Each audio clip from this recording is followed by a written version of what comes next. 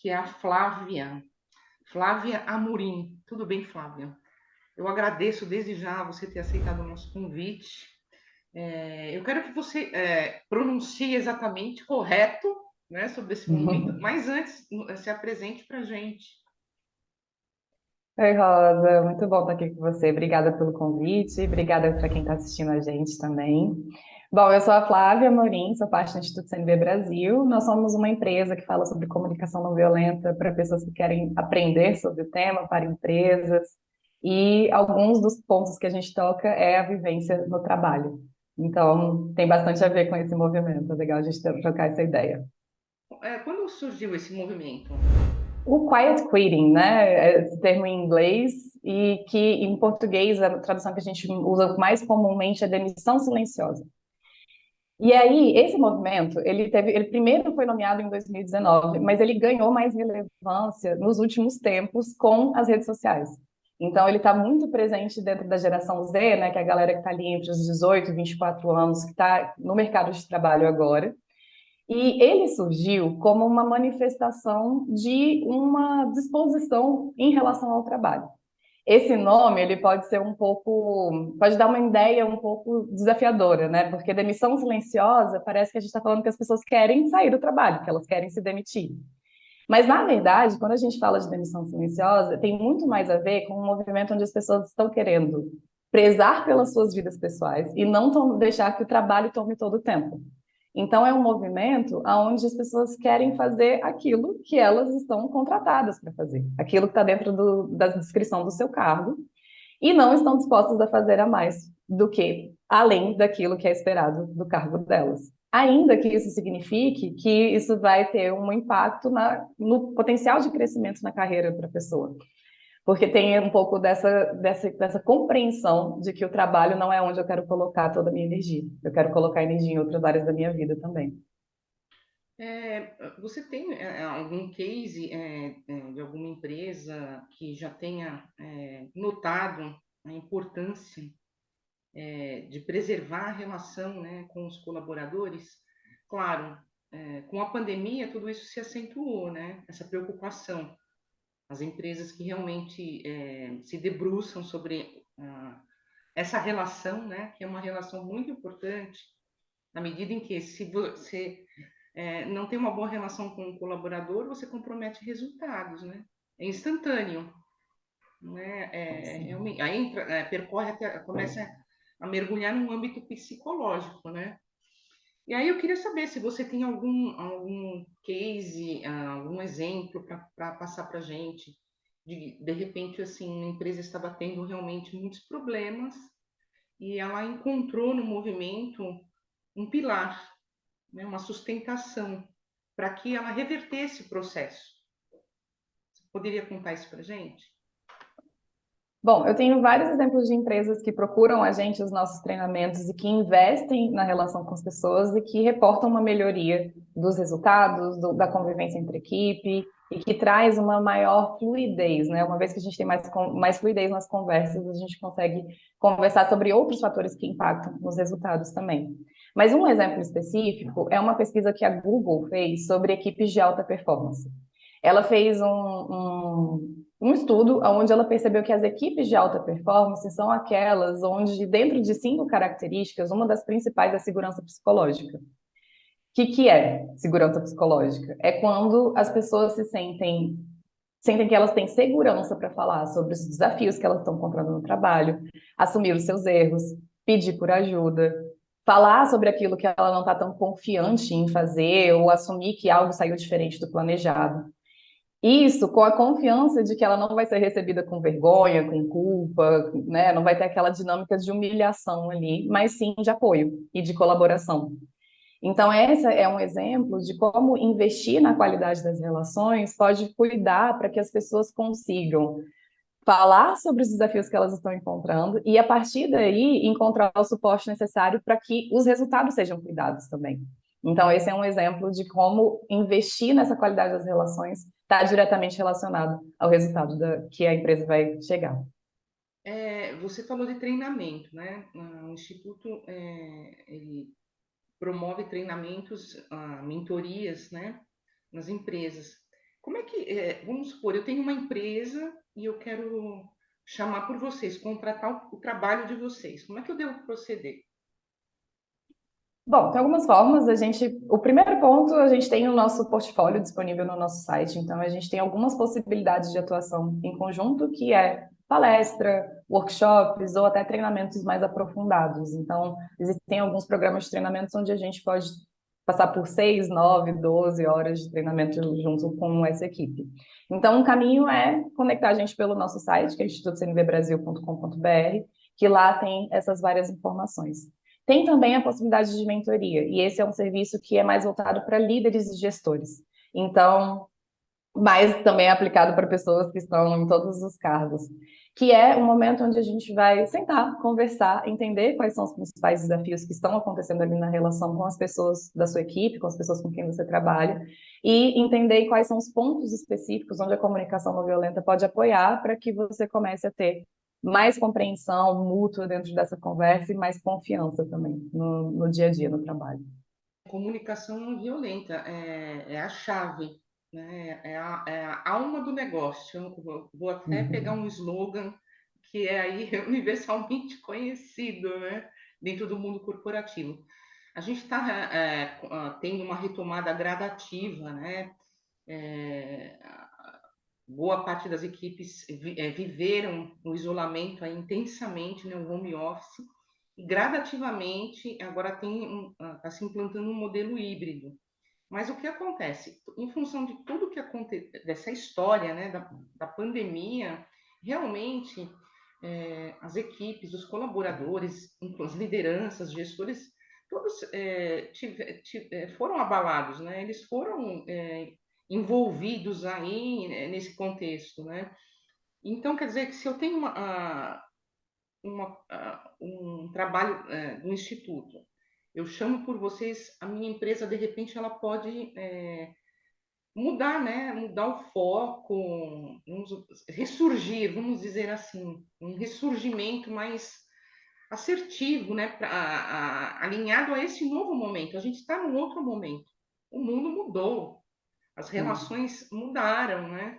Então, aquele gestor que de repente chega com agressividade ou que não consegue conversar com o colaborador, realmente, assim, não existe mais isso, né?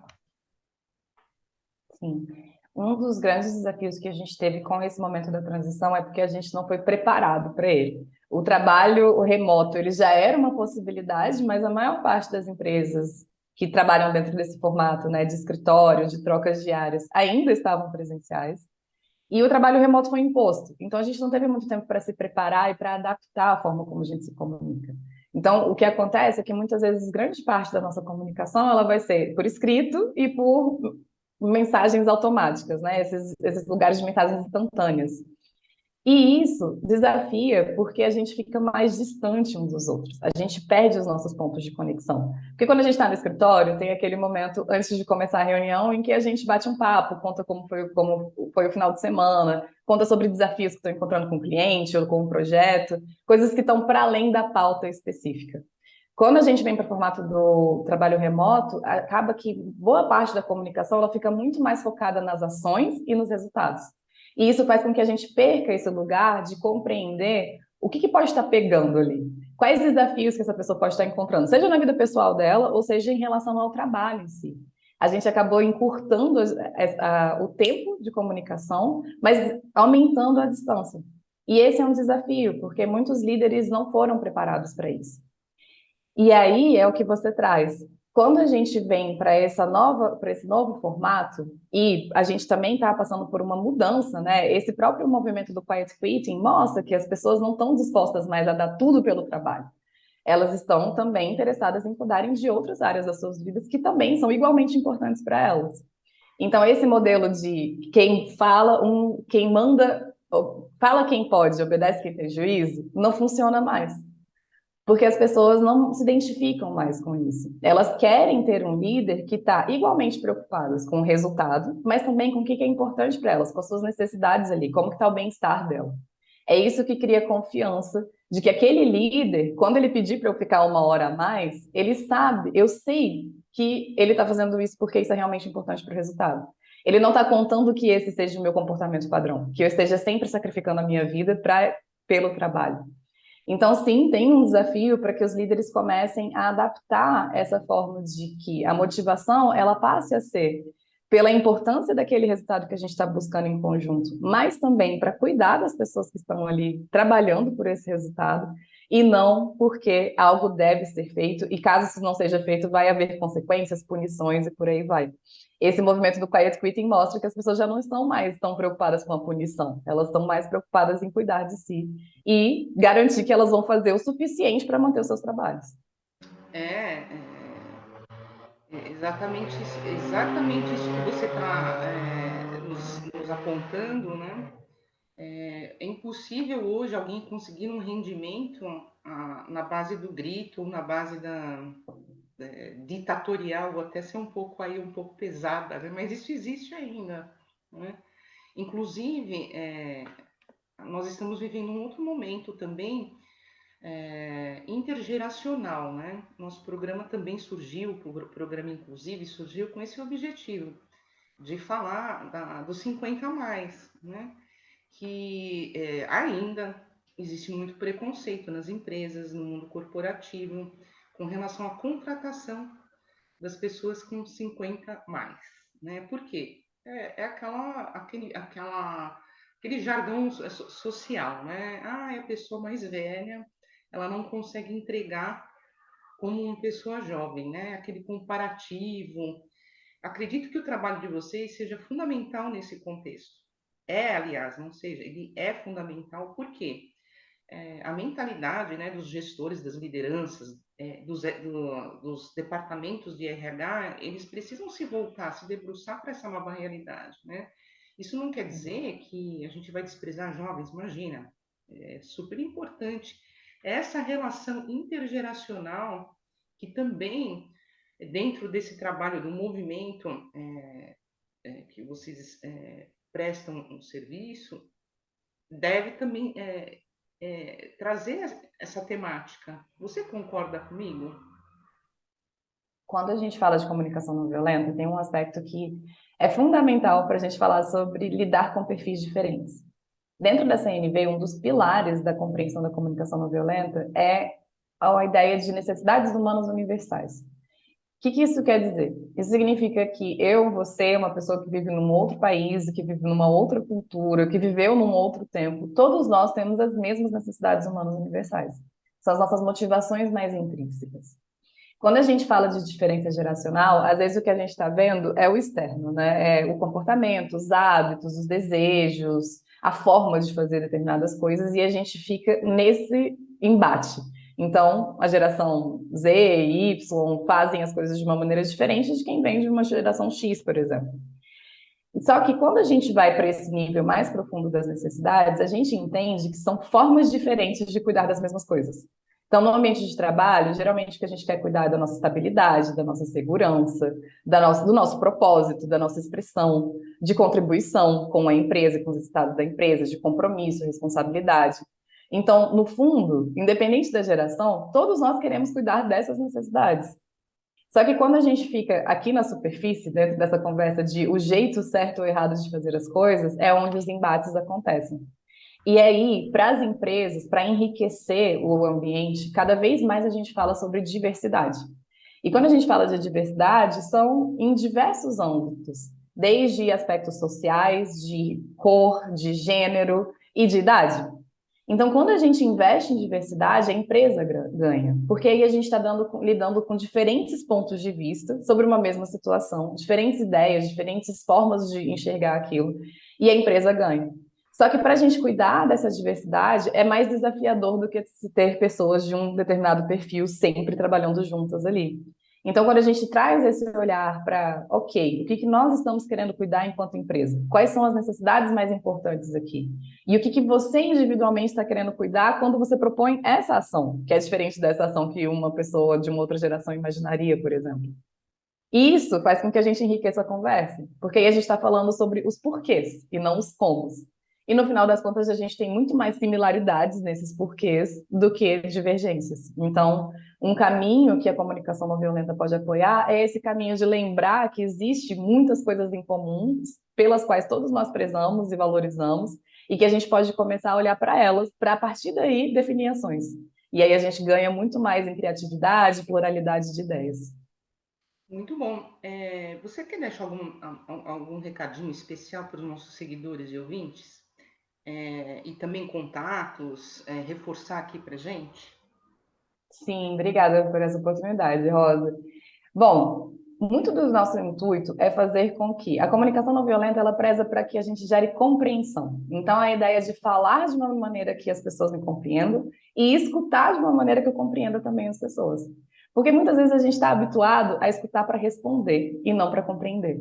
A CNV, ela traz a CNV, né, que é o nome curto para comunicação não violenta, ela traz a conversa para esse lugar mais profundo que é o que é isso que eu mais valorizo, o que é isso que você mais valoriza e quais são caminhos que a gente pode encontrar para cuidar dessas duas coisas em conjunto, para sustentar isso em conjunto. Então, se você quer mudar a maneira como você comunica, criar novas possibilidades, um ambiente de mais criatividade, de confiança no trabalho, a comunicação não violenta pode ser uma excelente aliada. E você pode conhecer o nosso trabalho tanto pelo Instagram, que é @Instituto CNV Brasil, quanto pelo nosso site, institutocnvbrasil.com.br. E nós temos vários conteúdos abertos disponíveis, porque a gente acredita sim no poder de transformação da CNV e a gente quer apoiar as pessoas que estão interessadas nisso. Então, no nosso site tem leituras, tem e-books, você pode encontrar o nosso podcast nas principais plataformas, que se chama CNV Cast.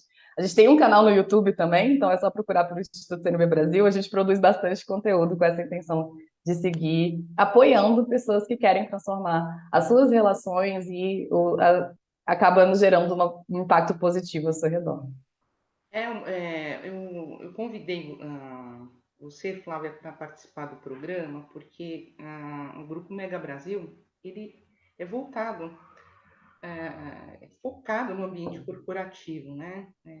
Então trabalha com profissionais de marketing, propaganda, lideranças de grandes empresas, dos mais variados setores. Então, acredito que é uma edição perfeita também para chegar até eles. Claro que, com certeza, a gente tem aí lideranças, gestores muito engajados, né? Eles realmente são estudiosos, permanentemente estudam, né? E pesquisam aí meios de manter essa relação saudável, essa relação sustentável entre colaborador e gestão, né? Eu agradeço mais uma vez, as portas aqui são sempre abertas para a gente se falar, tá bom? E é isso, a gente fica com essa edição e é um recado fundamental, né? O mundo mudou, as relações precisam ser aí ajustadas, né, entre gestão, liderança, RH e os colaboradores, né? A gente precisa entender esse futuro que já chegou, né? Um futuro que está aí, né? Batendo a porta, né? Obrigada, Muito Flávia. obrigada, Rosa, por esse espaço, pela oportunidade de contribuir com vocês. Espero que tenha acrescentado para a audiência de vocês. E fico à disposição também, caso queira seguir uma conversa, caso hajam dúvidas, é só buscar pela gente lá.